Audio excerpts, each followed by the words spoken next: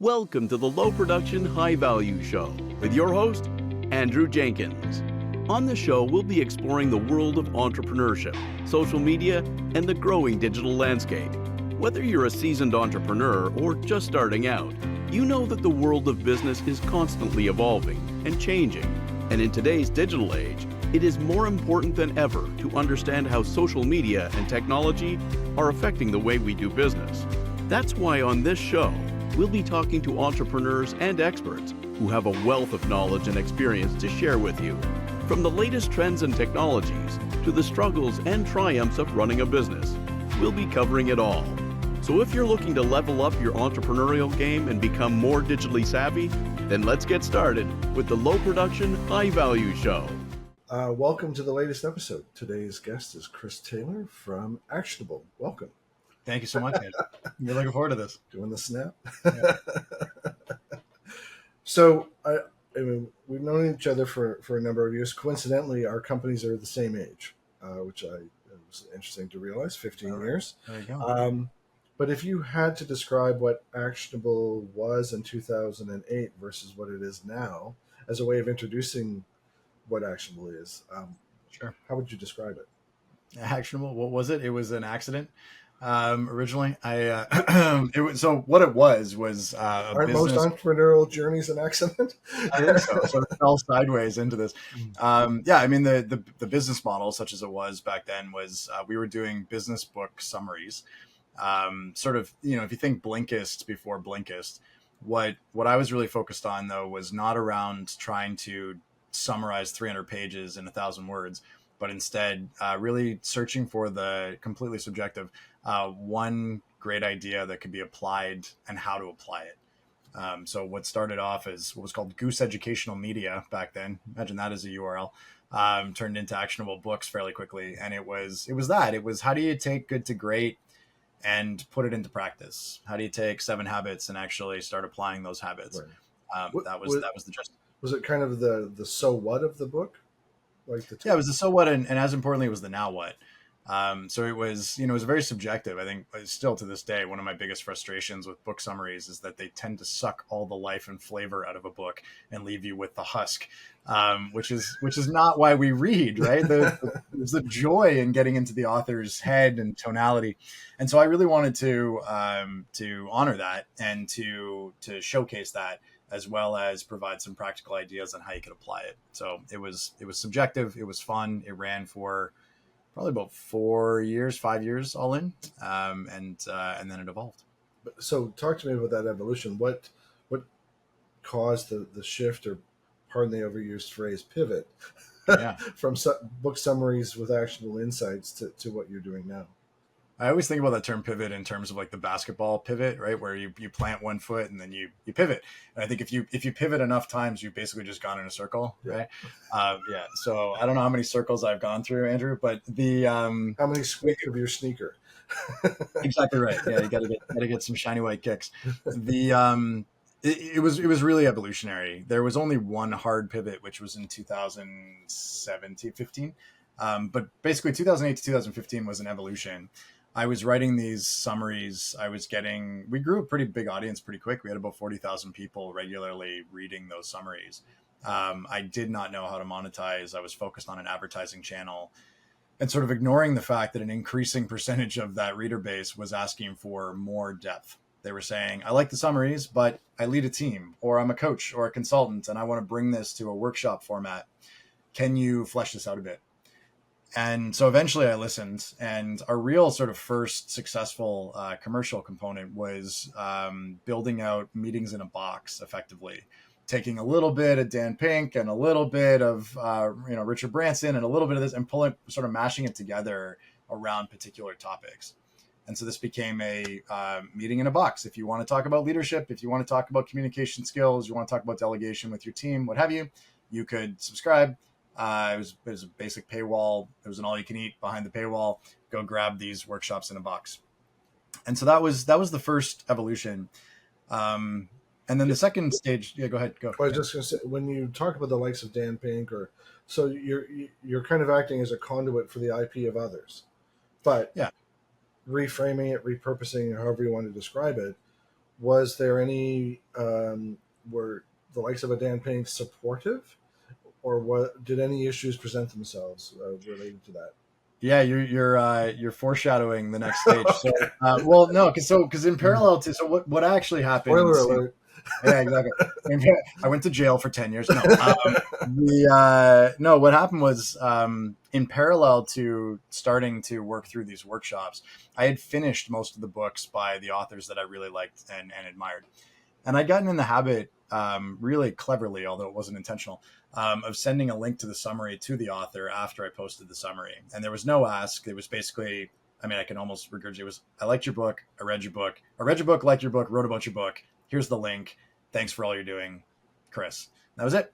And most of them were really supportive and enthusiastic. I had, out of the 1,000 summaries we posted, I had one guy who was like, take it down. I don't want any of my stuff out there. Okay. So we had taken down that summary, but everybody else very supportive.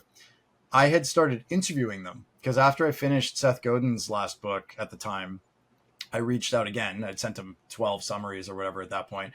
And I said, hey, I realize I've finished your most recent book. I'm also starting to realize that the book you publish tomorrow is actually based on 2-year-old thinking, right? Because they needed to sort of design and write the book.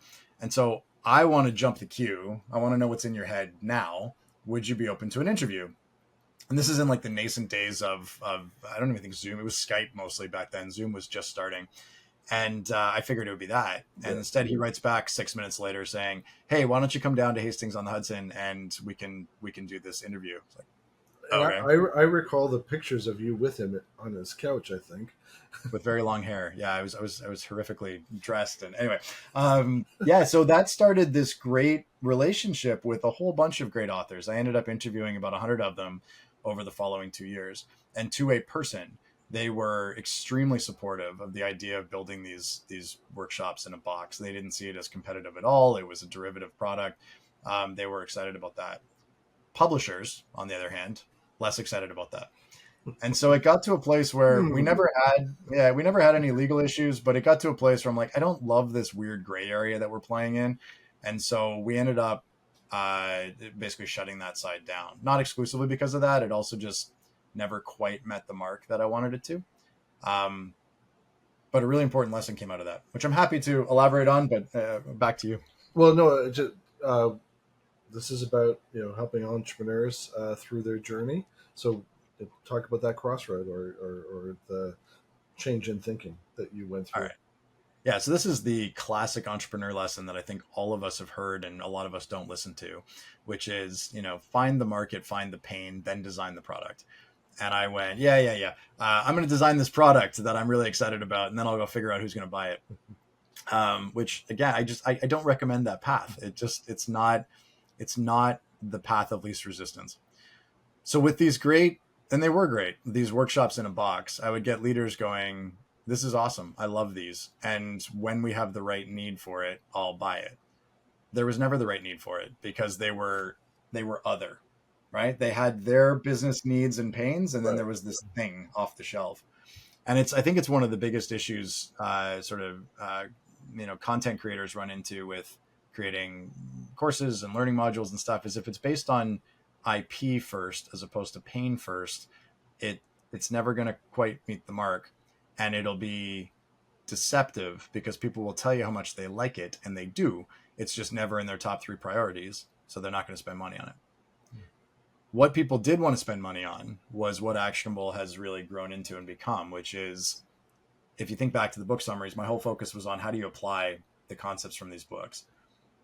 We became really sort of subject matter experts around what Bob Sutton calls the knowing doing gap. How do you go from I learned something to I applied it in a way that actually leveled me up, created lasting behavior change? And so we built this very basic piece of tech called the Habit Builder, that was designed to take the inspiration that people feel at the end of one of those workshops and convert it into something that they're going to practice for the next 30 days. People love that. And they said, I want that, but I want it on my stuff. If I'm a consultant, I want it on my training. If I'm a leader, I want it on the workshops that I'm buying or running with my team. So the curriculum or the source material then shifted from, I'll call it the books, to the IP of the consulting firms or individual coaches or whatever. Is that? Yeah, well, exactly. We went even further. We said, we've got a really great methodology here. You can put whatever IP you want into this. So let's really codify that methodology and the tech around it and make it flexible enough that it can take anyone's IP and support the application of learning. Is it safe to describe it as the iTunes of or the App Store of leadership development? Well, it's interesting because we don't carry any content, right? We're strict. So I guess in that case, yes, people have referred to it as sort of the Fitbit of learning, where it's really around seeing what happens as a result of your shifted behaviors. I think that's okay, but Fitbit is strictly measurement. We're amplifying and measuring. So it might be more like the Noom of corporate learning, right? It's about shifting the behaviors and showing you the change that's happening. It's not a single outcome; it's an ongoing thing, right? So that's the habits, right? So. Yeah, and it not just measures, but it enhances as well. So that combination is important. So that that was honestly, I probably waited 3 years longer than I should have to listen to what people were telling me around what they actually wanted. And it's honestly, Andrew, it's probably, you mentioned it, 15 years in business. It's probably the last 3 years that I've actually, and this sounds so obvious to a lot of people, but I've actually started asking clients what they want, synthesizing the responses to that, building that thing, right? And then presenting it back to them and they go, this is brilliant. Like, yeah, because you told me it's what you wanted. And yeah, life becomes a lot easier when you do it that way. Well, which leads to my next question, especially the last 3 years, sort of black swan event, change that no one could have predicted, but change that's like we have fundamentally changed. In many ways, we're not going back to the way it used to be.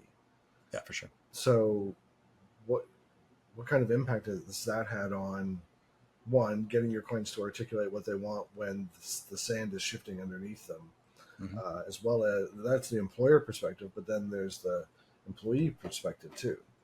Yeah. There's a really important point in there, I think, which is your clients telling you what they want, in my experience, is less explicit and more implicit. Meaning they may not know that, well, they don't usually know what the solution is. They're simply voicing their pains or frustrations, right? And so listening into that to say, well, okay, so how could I solve the pain that they're experiencing, even if they're not articulating, right? And so that sense of lack of security, that sense of exhaustion, that sense of angst or anxiety around what's coming, those are the things that people might not be expressing explicitly, but they're very much there in every conversation or most conversations, right?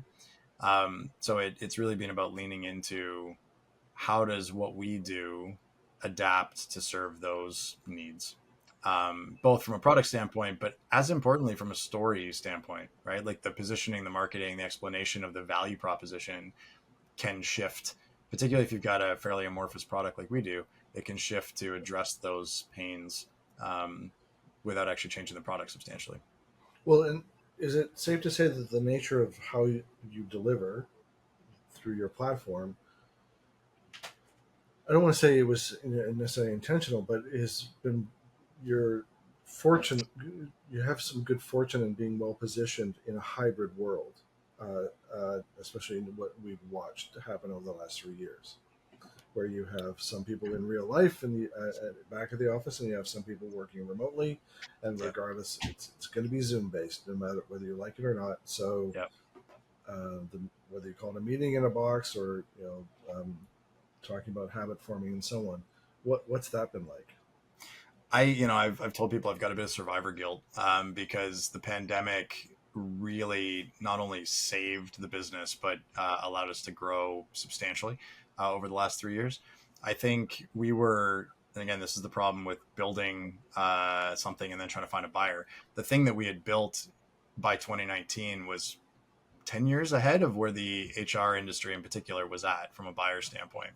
I wasn't willing to admit that at the time, but in hindsight, that's absolutely the case. The good news was for us that the pandemic really accelerated the HR industry's growth by about 10 years. And so coming out the other side, they were asking for what we had. You look like a genius, right? Right, exactly. Right. And really, I've just got, global uncertainty to thank for that. But yeah, I mean, I think you mentioned Zoom. It's certainly that, right? Hybrid work environments, but it's bigger than that too. There's the lack of visibility for executive teams around their people, right? And wanting something to be able to see what's happening, to have more of a sense of control. There was every company on the planet going through a shift in their culture and how we operating rhythms, how we work here, new strategic plans being rolled out, all of which require and or benefit from behavior change on the part of employees. And so our solution has made a lot of sense to a lot of companies over the last couple of years. Does that, so you talked about control, and the umbrella is leadership development.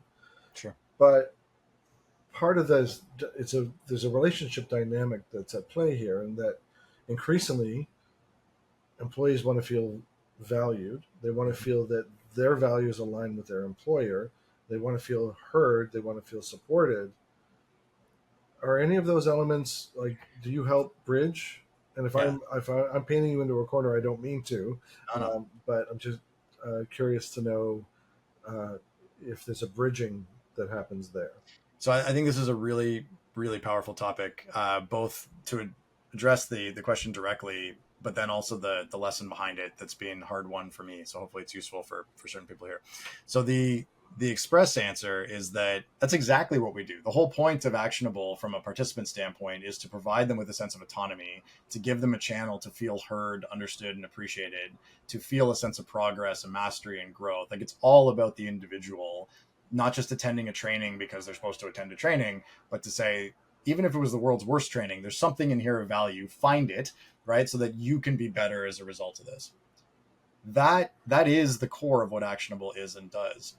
That's not how I sell it anymore, because that's important to me. It's critically important to me that that's the case. It's part of the secret sauce that makes Actionable successful, right? You got 10 million apps out there. Most get used once and abandoned. Actionable does not. Why? Well, because it actually provides value to the participant. It's not just pinging them for information. But it's appreciating where your buyer sits inside the organization. There's a slight duality that I've grown comfortable with, which is the person holding the purse strings believes in that, right? But not enough to justify spending money on that necessarily. Or if they do, it's discretionary and very small. What they do want, however, is increased certainty that the large scale investment in corporate training that they're putting in, right? If a company spends $500,000 on a leadership development program, they might be spending 50 grand on Actionable. We're a small component of the overall investment, right? So what they care about is I don't want to look bad in front of my boss, right? I don't want this thing to flop. I would love to have some success stories come out of this so that I can share them back. And yes, it's good for the organization, but whether I admit it to myself or not, it's also good for me, the buyer, right? That this is going to make me look good. So because they hold the purse strings, that's what we target. It doesn't take away in any way from the value that we're providing for the participants, but the sales conversation mentions that, focuses on what the buyer is going to get out of this, right? And I think that's a really important lesson for most of us. We're passionate about the thing we created and the good that it creates in the world. Great. What's your Trojan horse? How do you get it into your clients' organizations, addressing their pain so that you can create that value that you want as a part of it? And now, a word from our sponsor. Social media has become an imperative for almost every business. Discover how to successfully implement an effective social media strategy that is supported and integrated throughout every part of your organization with this essential book from our host, Andrew Jenkins. Social Media Marketing for Business, Scaling an Integrated Social Media Strategy Across Your Organization, is now available from Amazon or KoganPage.com. Is that, as part of the sort of the Trojan horse concept, that you are providing both qualitative and quantitative reporting, which, in the HR space, or sometimes even in the marketing space, where it's the reporting is anecdotal or vague at best, but to the purchaser, listen, I've got to evangelize this upstairs. So the more ammunition and the more concrete stuff you can give me, the better. Is that a fair? Yeah, absolutely. Qualitative and quantitative, yes. And then where I tend to really focus too is how do we push beyond the functional bubble? whether it's marketing, whether it's HR, you're going to have, and we all know about vanity metrics, right? And so how do you separate vanity metrics from value metrics? So fine. So that's piece one. But then even within value metrics, there's things that are valuable to the function that the executive team doesn't care about, right? Or they care about the, the ultimate impact of that. Right. But so often we position it in sort of its more raw form, which is not useful to an executive team. So but is it useful to the participant? Yeah, totally. And that's the thing, right? Like, so from a reporting standpoint, it's about appreciating that there's gradients of audience in what you're, like, for us anyway. You've got the participant, you've got the participant's manager, you've got the program sponsor, you've got the functional head, you've got the executive team. Like, they all have different needs. And even if they want to see the same data, they want to see it with different labels, right? So that it's because we're all busy, right? And so if I'm an executive and I get the 3-page report across my desk, I'm going to flip through it for 20 seconds. I need to see words in there that trigger to my top 3 priorities. Otherwise, I'm moving on to the next thing, right? I need to see the Venus report for the Friends reference. Exactly. It's got to be relevant. It's got to catch them with the Yes. Well, it goes back to the so what, right? Yeah, totally. And to your point, depending on the stakeholder you're talking to, the so what or the priority from a reporting standpoint is going to be different. Yeah. The staying on that thread around employees or participants, there's first it was the Great Resignation, then Sure. it was quiet quitting, now it's bare minimum Monday. Right. Those sorts of kind of overarching mindsets that people are talking about. Maybe the word is there seems to be a lot of people that are in a funk at their workplace. Where do you see Actionable potentially playing a role in helping? I won't necessarily say turn the tide, but just help leaders address the funk. So yeah, let's address the funk. I think so. There's a couple pieces layered within this. So one is, if we zoom out to a macro level,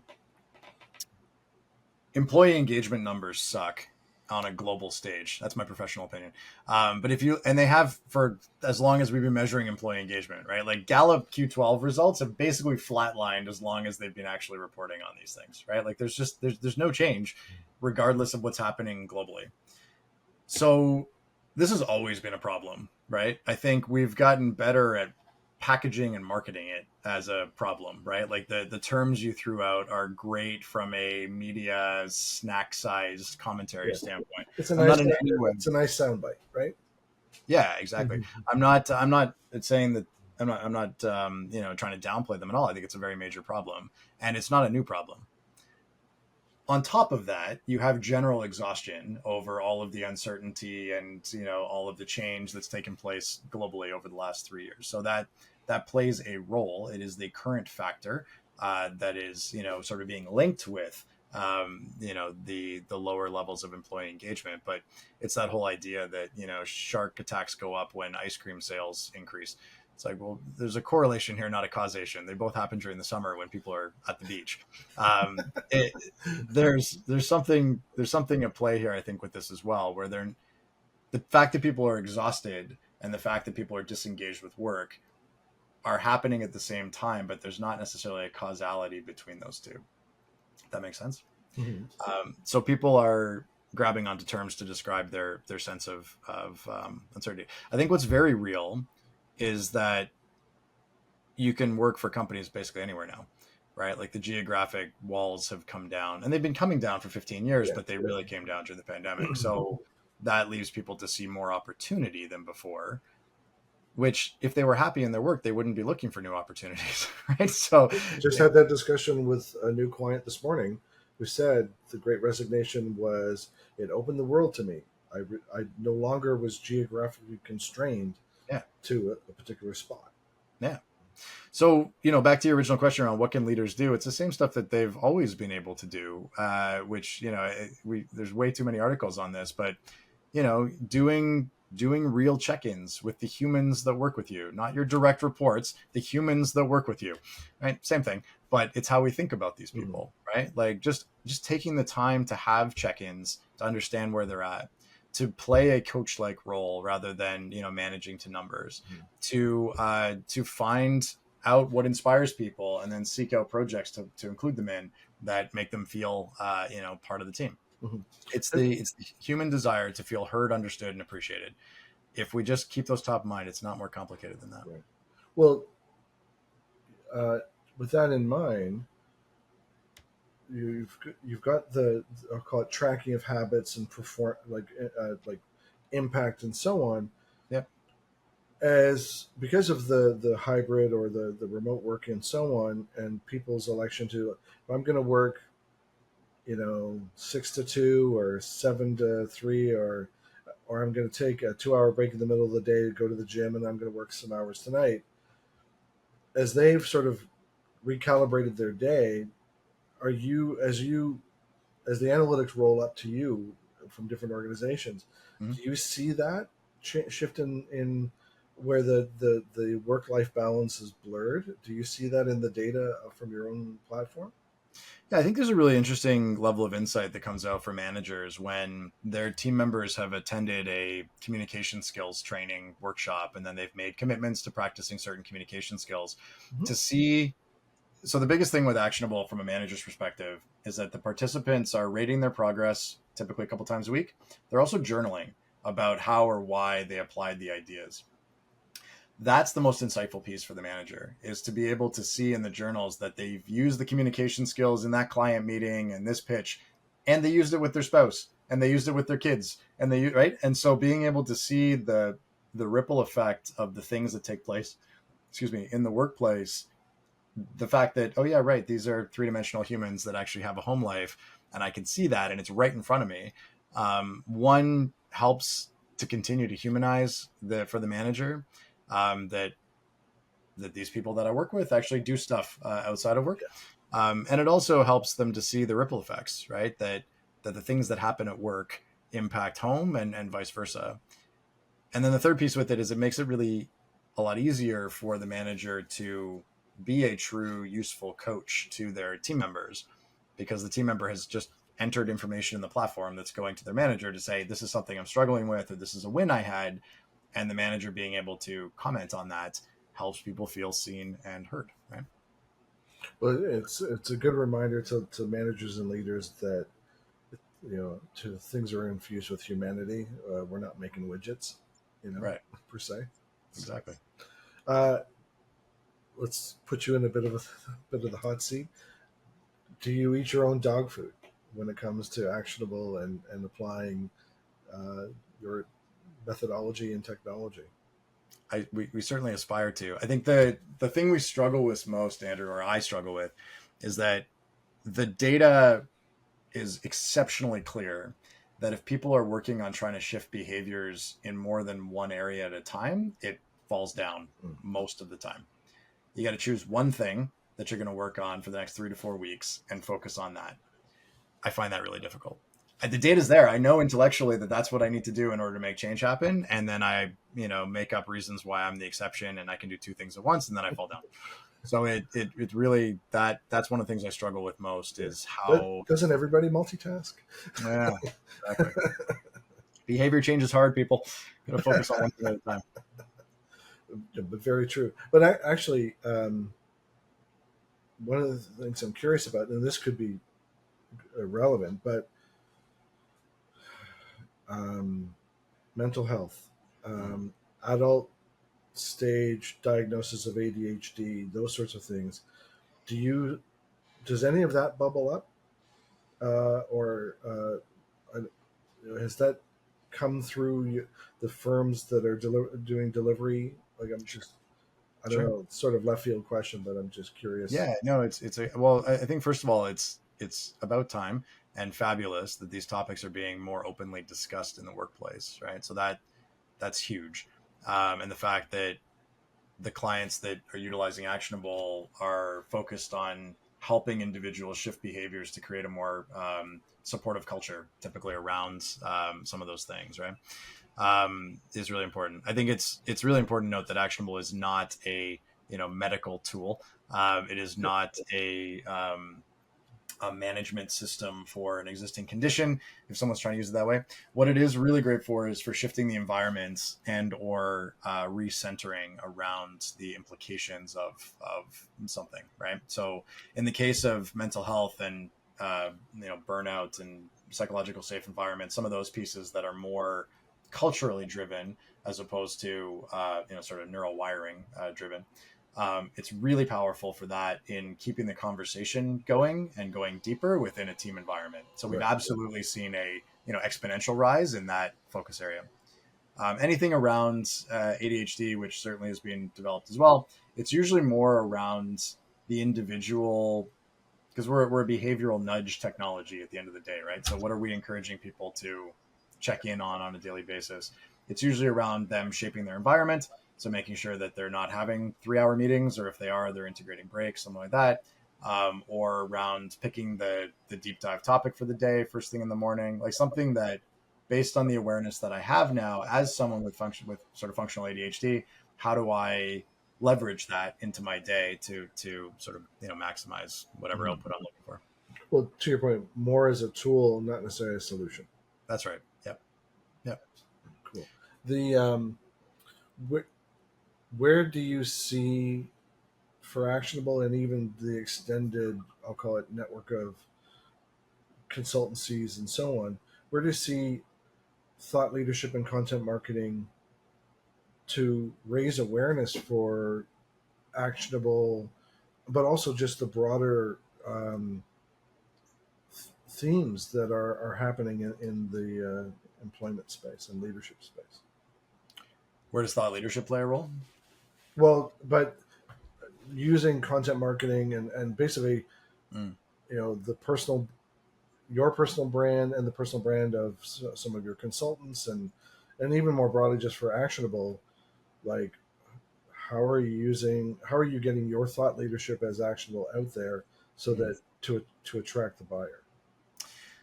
Good question. I attended, a friend of mine ran a session on generative AI, and specifically talking about OpenAI and but some of the other tools around as well. And it really shifted something in my brain. We're understanding that basically OpenAI is scrubbing the internet and then feeding back without attribution any of the stuff that it finds there, right? Mm-hmm. And as more people shift to asking, and Bing's doing the same thing now, right? With anything that, well, obviously because OpenAI is built in, but anything that has a generative AI, open AI type tool built into it will technically remove you from the conversation while bringing your insights and thought leadership to bear, which is a bit terrifying for those of us who build our marketing on, content marketing, thought leadership.